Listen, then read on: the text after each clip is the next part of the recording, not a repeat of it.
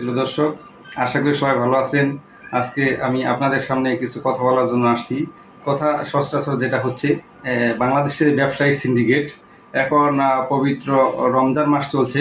এই মাহে রমজান উপলক্ষে ব্যবসায়ীরা অতি সূক্ষ্ম বুদ্ধি দিয়ে যে রমজান মাসটাকে ৩টি ভাগে ভাগ করেছে।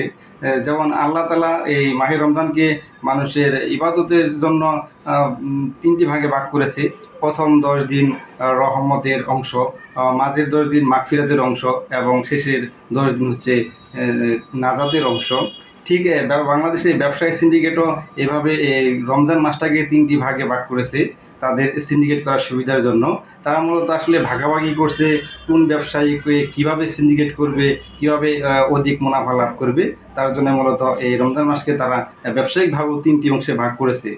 যেমন আপনাদের বলি, প্রথম অংশ, প্রথম ১০ দিন সাধারণত মানুষ মুসলমানরা খাদ্য সামগ্রী ক্রয় করে থাকে বেশি।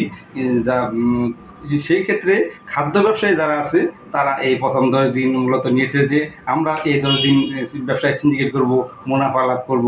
তারপর মাঝের ১০ দিন যেমন আমরা সাধারণত আমাদের পোশাক ক্রয়ের জন্য ব্যস্ত থাকি, পরিবারের জন্য, আত্মীয়-স্বজনের জন্য, আপনজনদের জন্য শুধু সাধারণত আমরা পোশাক ক্রয় করে থাকি।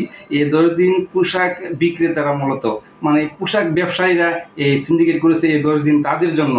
তারা নিবে রমজানের ১০ দিন, তারা বলে যে আমরা এই ১০ দিন সিন্ডিকেট করব, ব্যবসা করব, কাপড় যারা ক্রয় করবে তাদের কাছ থেকে অধিক মুনাফা কেমনে লাভ করা যায়, কেমনে অর্জন করা যায় অধিক মুনাফা, এই জন্য তারা এই ১০ দিন সিন্ডিকেট করে থাকে। আর শেষের ১০ দিনের কথা বলবো। শেষের ১০ দিন নিশ্চয়ই বুঝতে পারছেন। সাধারণত যারা শহরে থাকে তারা নারীর টানে গ্রামে যাবে, এটাই স্বাভাবিক। জাতির অধিক চাপের জন্য সাধারণত পরিবহন ব্যবসায়ীরা এই লুফে নিতে চায় লাস্টের ১০ দিন। ওরা বলছে এবার আমাদের পালা। লাস্টের ১০ দিন পরিবহন সমিতি, পরিবহন ব্যবসায়ীরা সাধারণত সিন্ডিকেট করে থাকে যে মানুষ গ্রামে যাবে, যেখানে ভাড়া যা থাকে তার প্রায় ১.৫ গুণ ২ গুণ পরিমাণ পর্যন্ত ভাড়া, ৩ গুণ পর্যন্ত ভাড়া নেয় স্বাভাবিক ভাড়ার চেয়ে, তারা সিন্ডিকেট করে। ঠিক এই সিন্ডিকেটের উপরে আমি আপনাদের সামনে আজকে কথা বলার জন্যই ভিডিওটি রেডি করছি। আমি আবার সংক্ষিপ্ত করে বলছি, ব্যবসায়ী সিন্ডিকেটরা এই মাহে রমজানকে ৩টি অংশে ভাগ করেছে।